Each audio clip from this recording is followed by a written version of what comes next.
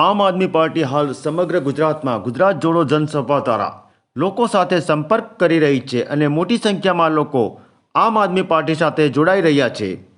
સાથે સાથે ભાજપ અને કોંગ્રેસના પણ આગેવાનો અને કાર્યકર્તાઓ ગુજરાત જોડો વિધાનસભા દરમિયાન આમ આદમી પાર્ટીમાં જોડાયા છે।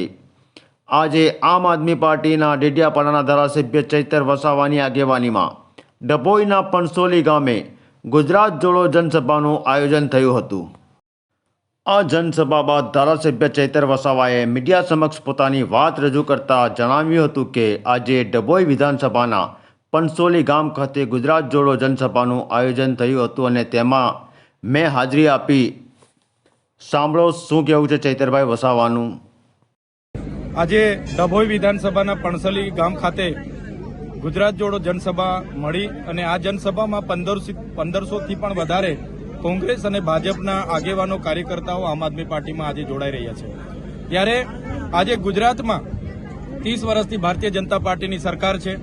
અહીંયા ડભોઈની નગરપાલિકા હોય, આ ડભોઈ મત વિસ્તાર હોય, માત્ર ને માત્ર ભાજપના જે કોન્ટ્રાક્ટરો છે, એમના જે ચૂંટાયેલા પ્રતિનિધિઓ છે, એમણે જ પોતાના ઘર ભરવાના કામ કર્યા છે। આજે સામાન્ય જનતા આજે પણ અનેક સવાલો લઈને અમારી સમક્ષ આવી છે। એમને રસ્તાના તકલીફ છે, નળમાંથી પાણી નથી આવતું, મનરેગાની રોજગારી નથી મળતી, આજે એમના ઘરો જવા માટે, ગામે જવા માટે પણ રસ્તાઓ નથી, આવાસ માટે ઘણા લોકોએ ફોર્મ ભર્યા છે, આજે પણ આવાસો મળ્યા નથી।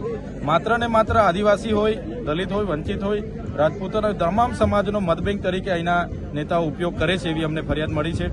સાથે સાથે ખૂબ મોટા પ્રમાણમાં નકલી અંગ્રેજી દારૂ વેચાય છે અને અહીંયા ડ્રગ્સ પેડલરો ડ્રગ્સ પણ વેચે છે એવા ઘણા સ્થળોની પણ ફરિયાદો અમને મળી છે।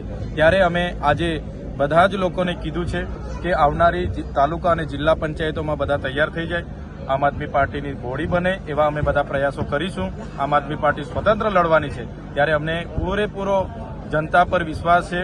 આ વખતે પરિવર્તન આવશે અને આમ આદમી પાર્ટી તાલુકા, જિલ્લા અને નગરપાલિકા ડભોઈ મત વિસ્તારમાં જીતશે।